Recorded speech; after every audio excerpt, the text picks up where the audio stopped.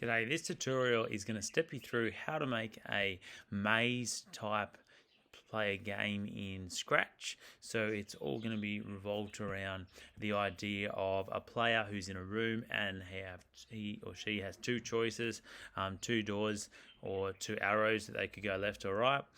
And then it's going to step you through. If you go through the right door, then you progress. Otherwise, you're going to come back to the first room, and you're going to keep coming back to the first room if you choose wrong every time.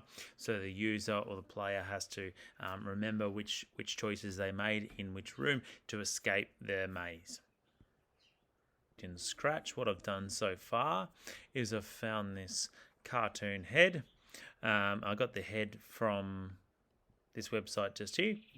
The empty room and the doors, brought them into Scratch, did a little bit of editing to make them fit the scene, and the code that's on each one so far is the player has an animation script, so every time the flag is clicked, every time they receive the broadcast animate, it's going to fade in, so that's how he's going to transition from one room to another.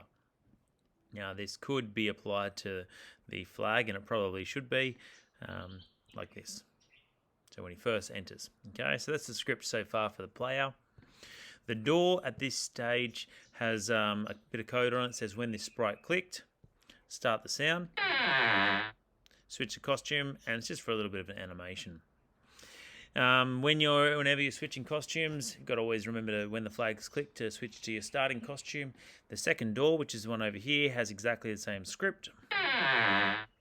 And lastly, probably the most complicated bit, is the background for each room. So when the flag clicks, you switch to room 1, and the costume for room 1 so far looks like this.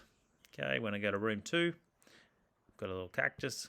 Room 3 has a couple of pot plants, room 4 and room 5. And that's just to make it look like it's actually changing rooms, when the whole time, if I go into backdrops here, there's one backdrop playing. You can go through and you can create different backdrops and color those backdrops if you wish. However, just for this tutorial and the simplicity, I'm going to keep it with one backdrop and just the costumes which show the room's decorations in different ways.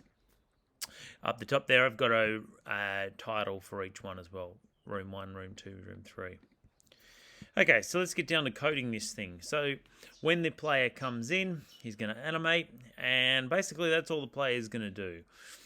You can get him to do other things at the end screens when he gets out, but at this stage we're just going to get him to go through rooms. So to do that, the triggers are going to be the doors. So my left door over here, we can start with that one. We're going to pull down some script here that says forever when the flag's clicked. And let's go into say hello for 2 seconds just to test these, because we're going to put some if statements in. And if the if statements work, then it'll happen. It's just a way of testing to make sure what you're doing is actually working on the screen. So my first if statement I'm going to put in here is going to use an and it's going to be if touching a mouse pointer, which is just going to follow wherever the pointer goes on the screen, and if mouse down. And we'll pull that say hello in, and we'll just test that out. So the hello speech bubble is now popping up. Okay, so we want another condition to that though, because the problem is we're going to keep the same doors for every single room that we go to. So we need some way of telling this script right here what room it's on. And to do that, we're going to use a variable. So I'm going to make a new variable called room. And when the game first starts on the flag, we're going to set room to 1. You can do this here, but I'm going to try and keep all my script for this variable over on this one, on the decorations. So everything that's changing in the room stays on one sprite, so it's not getting confused. So when the flag is clicked, room 1 is going to be set up here. There's no need for that to be shown. However, if you want to keep it up there for now while you're coding, you can, just to make sure it's doing the right thing.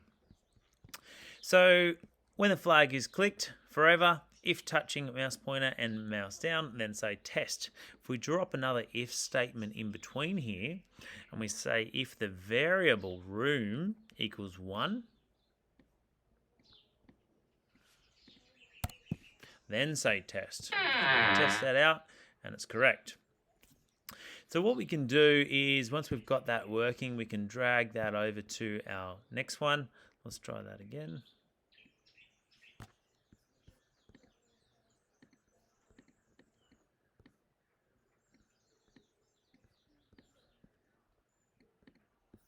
There it is. I'll get rid of that duplication. All right, so we've got on the second door over here, if touching mouse pointer and the room is 1, which it is, say test. Okay, so they're both open and they both meet this condition of each one, but we need to change this. So when we click the left arrow for this situation, I'm going to change room by 1, or we can say set room to 2. And we can say over here on this one, we can set room to 1. So if we click the right side, we're just going to come back into room 1. If we click the left side, then we're going to come back in, go into room 2. Okay, so we'll start this off again. You'll see the variable has changed up here to room 2. We'll try that again. The variable stays as 1. So we need somewhere to pick up this variable number 2 and change. And that's where the costume script over here, this situation over here, is going to have some conditions forever. And if the variable room equals 1, then maybe we switch to costume 1. It's going to look like this. And we can do that for every single room that we have. Now, I've gone through, just so you're aware, I've gone through and named each costume I have room 1, room 2, room 5, etc.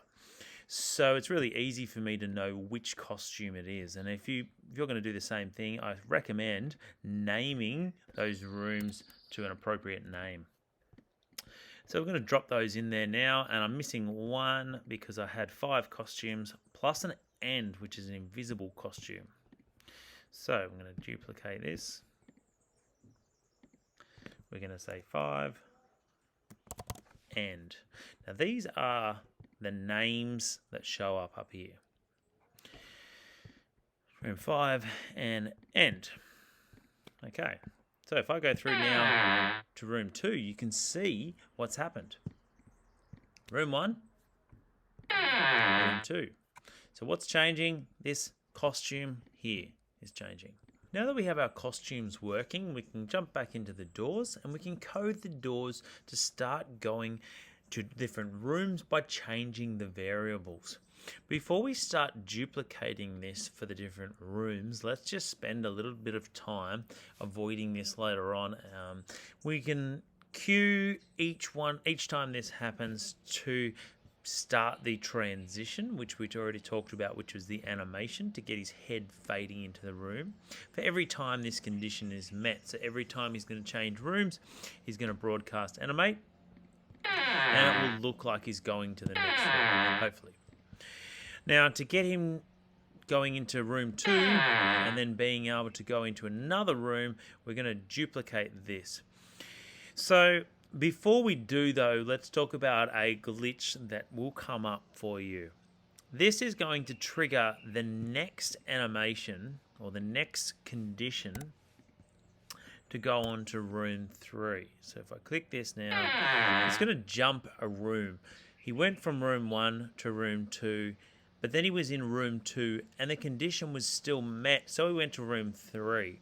To stop this from happening, we need a block in here that says wait until. Then we're going to copy what's up top here just by duplicating it. But before we pop it in there, definitely not there, we're going to put in one that says not. Wait until not touching the mouse pointer. So your finger is off the trigger, so to speak. So we're going to duplicate that and we're going to pop that into this one as well. So let's test that out. We're in room 1, we go to room 2, and then it waits, and then we go to room 3. So it slows that process down or puts a stop block in between. So over on the right hand door now, we can just copy that code that we've already got working onto right, and I'll get rid of that duplicate. And then we need to change the conditions because we don't want exactly the same thing to happen. So if he is in room 1 and he presses the right, then we want it to go to room 1.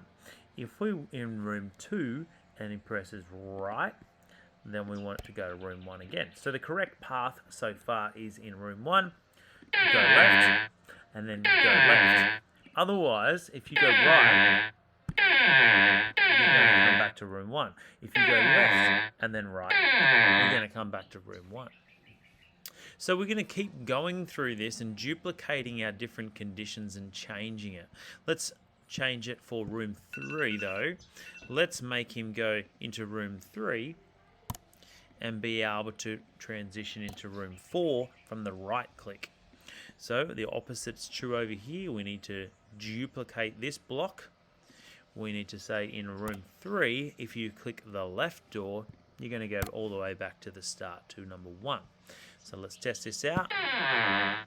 And we're into room 4, and we can do exactly the same thing again. You can choose whether he goes left or right.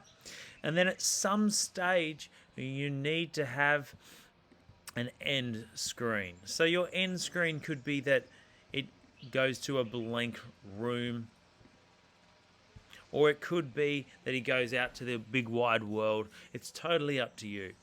By the way, if you would like him to not come back to room 1 and go out to, or game over a screen basically, end up in a dead end or something like that, you would simply just have a costume over here on your room, and you would have a dead end room with no doors whatsoever maybe.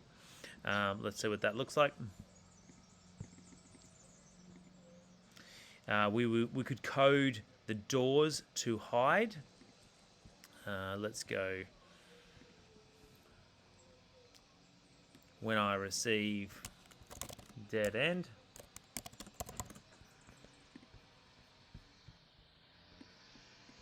hide.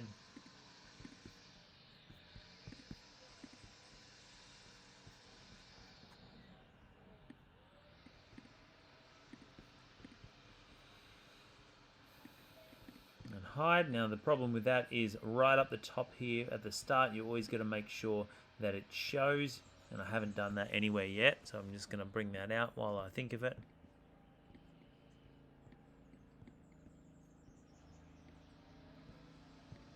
Okay, so every time it starts off, it comes back into your options.